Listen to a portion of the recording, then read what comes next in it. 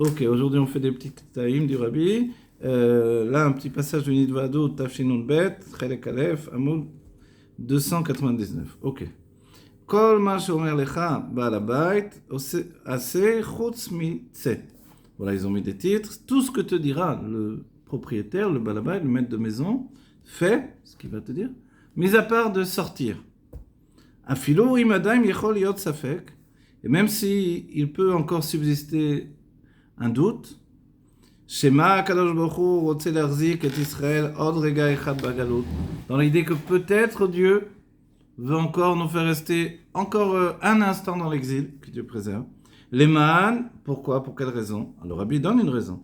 Les ma'an godel anachat ruach she'avoda bezman hagalut mesavelo. Sous-entendu, pourquoi Dieu voudrait que l'on reste encore un petit peu en exil, que Dieu préserve. Et voilà, comme le Rabbi le dit, il faudrait absolument pas penser comme ça. Mais pourquoi Dieu voudrait? Si une seconde s'est passée, il a bien voulu. Et la réponse du Rabbi, c'est afin que ça lui donne à lui un nachatroa, un plaisir.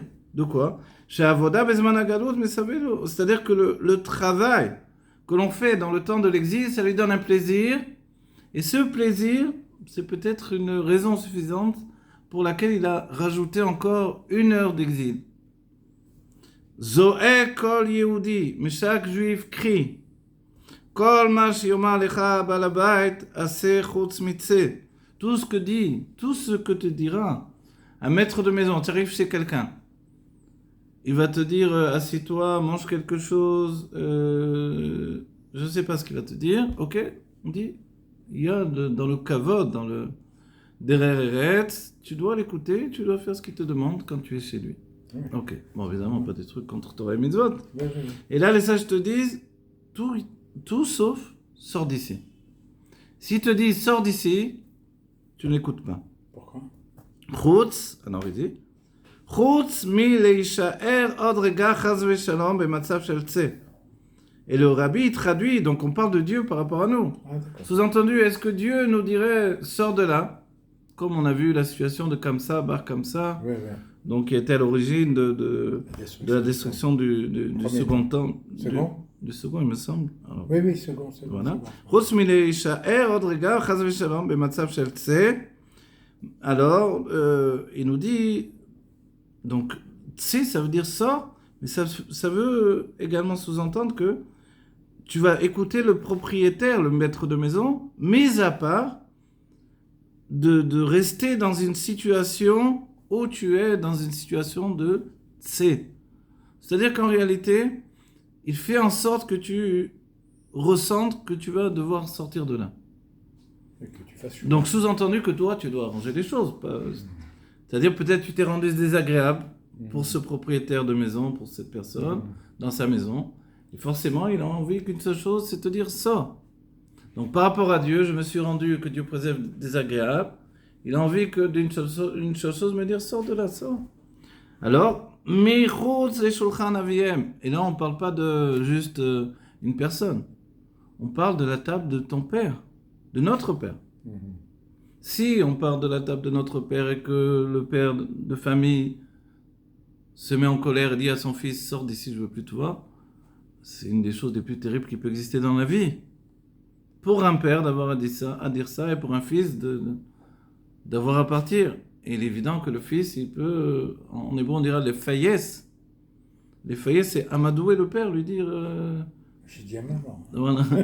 Lui dire, excuse-moi mon père, je t'ai offensé, je suis désolé, je me suis mal conduit, etc. Et le père, normalement, il doit se reprendre et dire, bon, assieds-toi, d'accord. Je me suis énervé moi aussi, ok. Le rapport, il est qu'il n'y a pas une situation où le père, il veut être cruel envers son fils, et le fils, malpoli envers son père. Normalement, chez des gens normaux qui n'ont pas des problèmes psychologiques graves, ça ne devrait pas exister. Je dis grave parce que des fois, c'est des petits problèmes psychologiques. Ok, mais si c'est par rapport à Dieu que Dieu nous met dehors, c'est-à-dire qu'il nous jette dans l'exil, est-ce qu'on peut penser qu'il y a une possibilité comme ça entre Dieu et nous? Le Rabbi nous dit au final, Mevakshim vetovim kivyachol miyakadosh baruch hu. On demande et on exige, si on peut dire, de Dieu. Shlach na beyat tishlach. Envoie, je te prie, de la main de ton libérateur. Ça veut dire, on voit le Mashiach, définitif, envoie-le, la vie ne peut plus continuer dans cet état d'être, on ne peut plus continuer dans cette situation d'exil. L'exil, c'est avant tout l'exil de la Shrina, de la présence divine. Il n'est pas possible que l'on vive encore sans voir Dieu. Retzonenu lirot et malkenu. Notre volonté, c'est de voir notre roi. Ve'avo kvar alors, je ne sais pas comment on doit le prononcer. Enfin, ve'avo ve'eva ve'avo kvar et donne déjà et ageula mitit vashema. Voilà. Ce que l'on demande à Dieu, non, on ne peut pas supporter d'être dans une situation d'être mis en dehors de Dieu. C'est-à-dire que s'il y a pu avoir une situation où Dieu a pensé que encore un instant d'exil, ça va me faire du plaisir, mais cet instant d'exil qui lui fait du plaisir à Dieu, pour nous, c'est considéré comme si Dieu nous mettait en dehors du Beth Amikdash. Parce que concrètement, il n'y a pas le Beth Amikdash. Concrètement, la plupart des mitzvot, des 613 mitzvot, je ne peux pas les accomplir. Même les mitzvot, on va dire, mais regarde, tu es en Eretz Israël, tu peux en accomplir des mitzvot.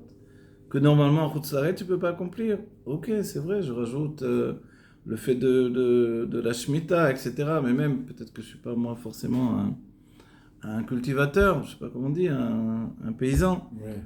Mais même dans le fait qu'il y ait la terre d'Israël, nombre des mitzvot tenus dans la terre d'Israël sont liés au Beth Amikdash, comme les Bikurim, les Masrot, etc. Donc tu vois bien que tout ça, on ne peut pas réellement faire avec l'omek de la profondeur des mitzvot, comme on devrait les exécuter. Donc cette situation, c'est exactement le fait que le roi nous met dehors de sa maison. Il nous a dit, sortez. Et nous, notre travail, c'est de l'amadouer et d'exiger du roi qu'il l'envoie immédiatement la Géoula Mitit Vashtema. Teref Omiam Namash, Shlach Na Biyat Tishlach, envoie le Mashiach Tzidkenu, envoie le Rabbi Melech Mashiach qui nous sorte de cette galoute immédiatement. Amen.